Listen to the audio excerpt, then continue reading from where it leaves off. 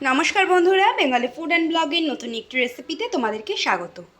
আজকে আমরা তৈরি করব চিড়ের পোলাও। তো চলো যা যা লাগবে দেখিয়ে দিই। এখানে নিয়ে নিয়েছি চিড়ে, এটা কিন্তু শুকনো চিড়ে আছে, এটাকে ভালো করে ফ্রেশ করে ধুতে হবে।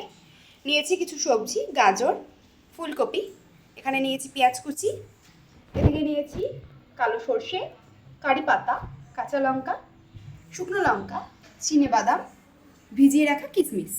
তো চলো আমরা প্রথমে চিড়েটাকে ভালো করে ধুয়ে নিই, একদম ফ্রেশ করে। দেখো চিড়েটাই কিন্তু আমরা একদম ফ্রেশ করে ধুয়ে নিয়েছি। এবার এর মধ্যে দিয়ে দিচ্ছি একটু চিনি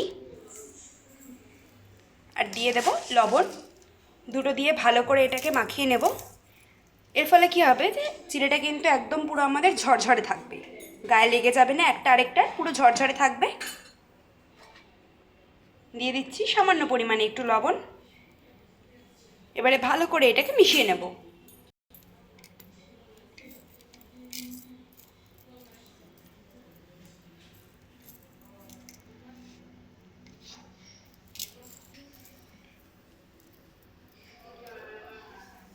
এদিকে দেখো আমরা কড়াই গরম বসিয়ে দিয়েছি, এর মধ্যে তেল দিয়ে দিয়েছি, রিফাইন তেল বা সাদা তেল। তো এবারে আমরা কিন্তু প্রথমে বাদামটাকে ভেজে তুলে নেব।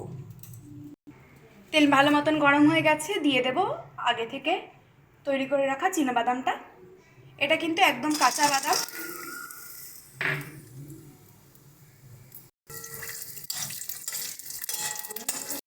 বাদামটা কিন্তু খুব সুন্দর করে ভেজে নিচ্ছি। দেখো তোমরা চাইলে কিন্তু এখানে ভাজা বাদামও ব্যবহার করতে পারো,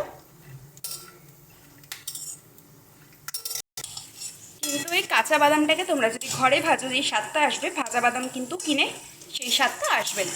তো চেষ্টা করবে তোমরা কাঁচা বাদামটাকে একটু ঘরে ভেজে নেওয়ার।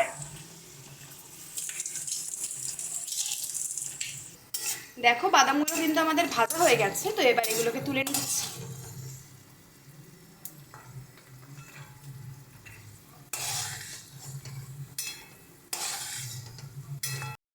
তো এর মধ্যে আমরা দিয়ে দিচ্ছি সামান্য পরিমাণে একটু ঘি।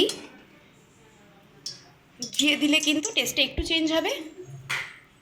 তো চলো এবারে আমরা ফোড়ন দেব কারি পাতা, শুকনো লঙ্কা আর সর্ষে, কালো সর্ষে।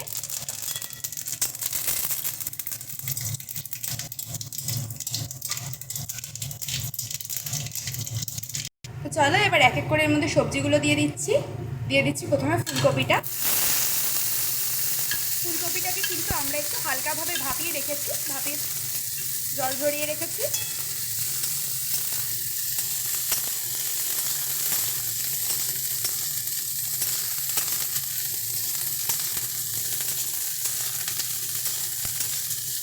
ভালো মতন করে ভেজে নেব ফুলকপিটাকে।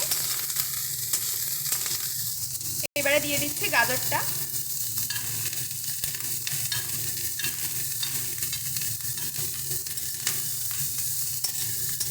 ভালো করে ফুলকপি আর গাজরটাকে একদম ভেজে নেব।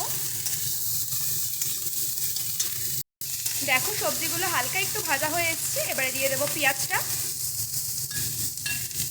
এখানে কিন্তু তোমরা চাইলে নিজেদের মন পছন্দ সবজি দিতে পারো, আর শীতকালে যদি করো মটরশুঁটি বা তোমাদের যা যা মনে ভালো লাগে নিজেদের একদম মন পছন্দ সবজি দিয়ে কিন্তু তোমরা এটা তৈরি করতে পারো।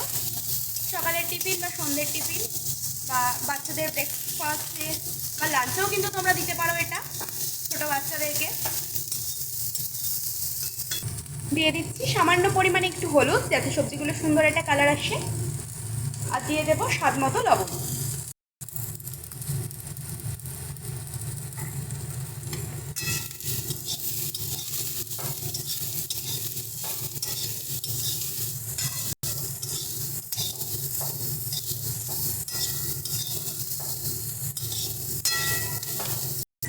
দেখো সবজিগুলো কিন্তু আমাদের ভাজা হয়ে গেছে, গাজর আর ফুলকপি দুটোই নরম হয়ে গেছে ভালো মতন।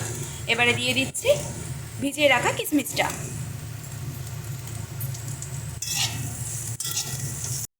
দিয়ে দিচ্ছি কেটে রাখা কাঁচা লঙ্কা।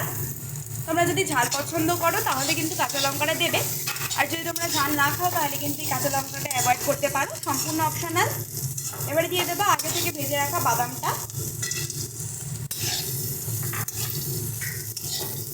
সমস্ত কিছুকে ভালো করে মিশিয়ে নেব। তো চলো এবার আমরা আগে থেকে যে চিড়েটার মধ্যে লবণ আর চিনি মাখিয়ে রেখেছিলাম সেটা দিয়ে দিচ্ছি।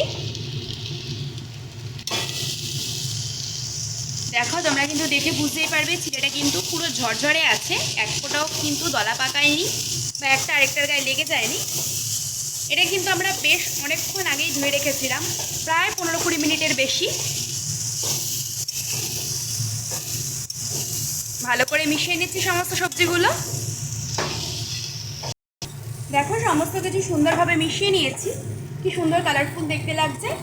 এখানে কিন্তু তোমরা চাইলে আরও অনেক সবজি অ্যাড করতে পারতে, আরও বেশি সুন্দর কালারফুল লাগতো। আমরা খুব অল্প সবজি দিয়ে তৈরি করে নিয়েছি, একদম চটজলদি।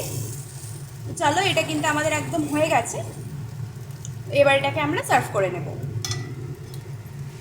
দেখো আমাদের চিড়ের পোলাও তৈরি হয়ে গেছে। ভিডিওটি ভালো লেগে থাকলে লাইক কমেন্ট শেয়ার করে দেবে, আর চ্যানেলে যদি নতুন হয়ে থাকো চ্যানেলটা সাবস্ক্রাইব করে দিয়ে পাশে থাকা বেল আইকনে ক্লিক করে অল নোটিফিকেশন অন করে দেবে, তাহলে সমস্ত ভিডিওর নোটিফিকেশন সবার আগে তোমাদের কাছে পৌঁছে যাবে। ধন্যবাদ সকলকে।